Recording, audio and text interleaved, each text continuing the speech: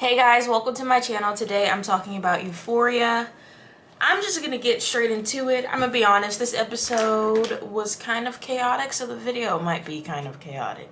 There was a lot of information coming at once, and for the most part, it didn't even fit together. The format of the season, not feeling it totally, not like the first season. It's like you'll get a flashback from like 2 weeks ago, then a flashback from like 2 days ago, then you're in present day, then it's like an hour before what you're seeing. And that's a little bit confusing. But anyways, I'm gonna start by talking about Lexi and her play. Who cleared the play? What advisor, what AD, what teacher saw this play and was like, this is appropriate. This is what the whole school needs to see. This is fantastic. Who cleared the gym scene where they're all working out and I Need a Hero is in the background? Who cleared that? Because that teacher is messy. Lexi is messy. It's a good messy, but no. And then on top of that, I started realizing I already thought Lexi knew about Cassie and Nate together. I already thought that because she lived with Cassie and Cassie had been acting weird for that month and a half. But just the simple fact she knew to the full extent that these two were together, wrote about it in her play. Then when the whole commotion happened and everyone found out, she sat there and acted surprised. Lexi, love you, Lexi, but we can't do that. We can't do that. But anyways, I'm gonna jump to Nate.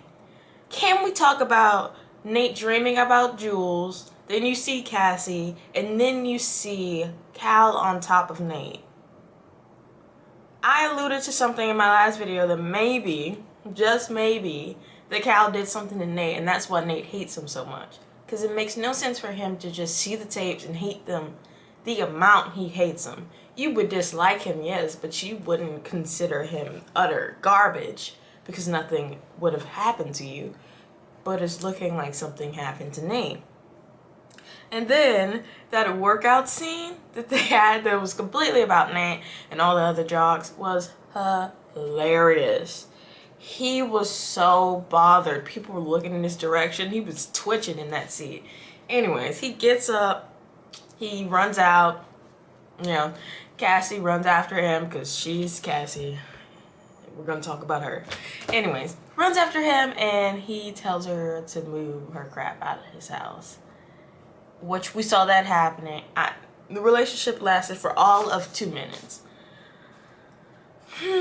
All of 2 minutes, but we'll see. I don't know about this too. But anyways, this episode features Lexi's play. In the beginning, we see Lexi at Rue's funeral. Well, we thought it was Rue's funeral, but really it was part of the play. And this part of the play, I think, really showed that Lexi really cared about Rue. It was before, there were flashbacks from before Lexi's dad left and before Rue's dad died. And you show how close they were. And you show that they talked to each other every day and they were essentially best friends. But now, ever since both those losses and Rue's use, her addiction, it's kind of fell off. And we see that the play is centered around their lives. And she changed all the names, of course, but kept it kind of close but not close. We'll talk about that. Anyways, back at the play, we essentially see Lexi calls out her sister for being vain. We see that she calls her out for just being too much. And I thought it was hilarious that the mom was in the crowd just cheering every piece of it on. She didn't care what was happening. Lexi could have got on that stage and just spun in a circle. And her mom would have still been sitting there cheering. I love that scene. But anyways, we see flashbacks, right? We see Nate and Cassie in Nate's home. And he's dressing her for some reason. These two make me sick. I'm gonna get off of them. Anyways, on the side note, we see that Rue still hasn't talked to Jules. Jules still hasn't talked to Rue. Elliot's kind of out of the picture. We didn't really see him. But he hasn't talked to them either. He hasn't talked to Rue, at least. He's probably talked to Jules. Then we see a flashback of Rue's mother, and she kind of realizes that both Gia and Rue need help, but if it comes to saving one or losing both, she's going to save one. So she's going to put more time into Gia because she's younger and because she can really see a change in Gia. She's starting to fall off. She's not sleeping. She's on the phone talking to who knows? We don't know who she's talking to. She's acting out. She's getting detention. Meanwhile, Rue's almost 18. And at a certain point, she's going to move out the house and she's going to do what she wants to do anyways. So she's going to put more time and attention in Gia. And I'm very, very happy that she decided to do this. Okay. We also see a flashback of Maddie and Cassie. And we see that Maddie didn't even really try to fight Cassie that night. She really just wanted to know why. In the scene, you could see she was obviously just concerned about the entire situation. That's what made it even more sad. Instead of being mad about the cheating, she was concerned. Like, how could he do this? How did he convince you? You know, I don't want him hurting you. Which is so sad that she is spewing out her heart at this point, and Cassie is just in the bathroom, barricading herself in there, not saying anything. It's just a mess. It's just a mess. But anyways, we see another flashback. I'm gonna get back on Cassie and Nate, y'all. Another flashback of Cassie and Nate that made me sick again. She's pretty much like, you can dress me how you want to. I'll wear what you want to. I'll talk how you want me to. I'll talk to certain people if you want me to. I'll do anything you want.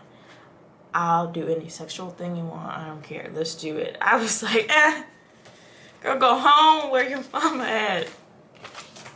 What's the mama name? Come get her. That made me sick.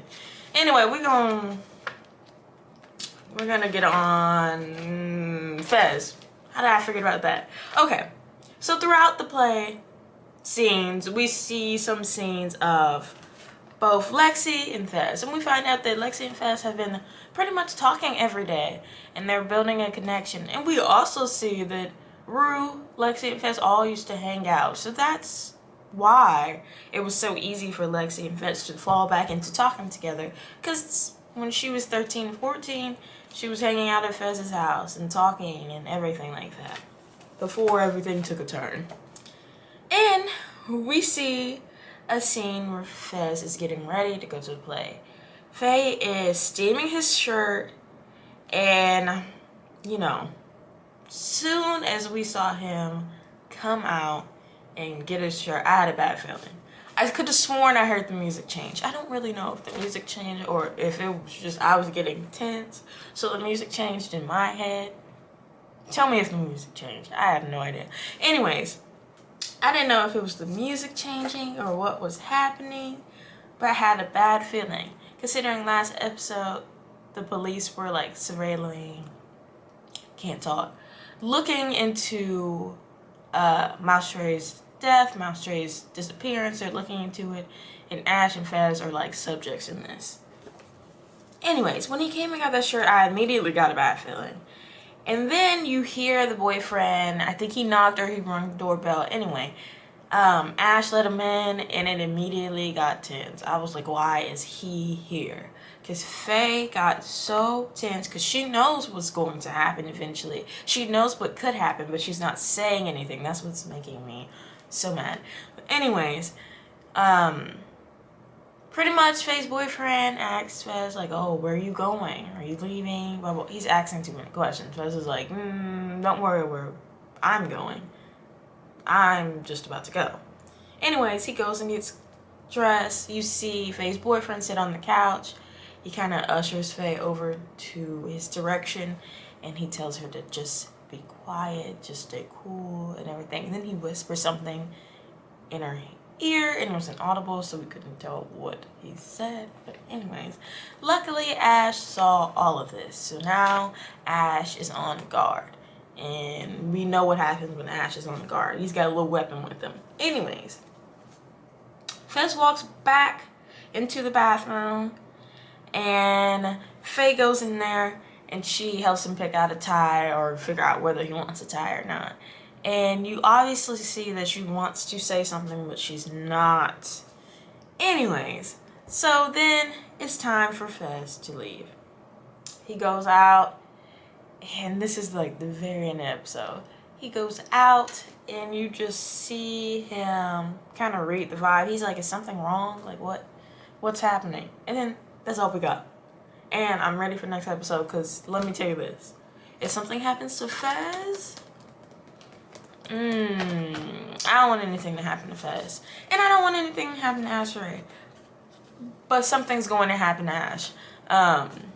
Because in that preview we see, of next episode, we see Fez on the ground crying. I'm like, why else would he be crying? I feel like if he got hurt, he wouldn't even be crying like that. The only way he would cry like that is if Ash was hurt. So that's really concerning, because I don't want Ash to be hurt. That's not going to be right. But anyways, next episode's going to be fun, because at the very end of the episode, you see that Cassie is furious that Nate broke up with him. She's furious that she was essentially called out on the play. And you see her at the top of the stairs, like, breathing, and you can see the window starting to fog up. And in the preview of episode 8, you see her walking down the stairs. I was like, okay. She's walking down the stairs, and you see scenes of Maddie and Cassie and Kat, like, all going at it. I'm like, is there going to be a fight on the stage? Because I needed a fight. I still need my fight. I understand why y'all didn't have a fight at the house. But I need my fight. But anyways, I hope you guys like, comment, and subscribe.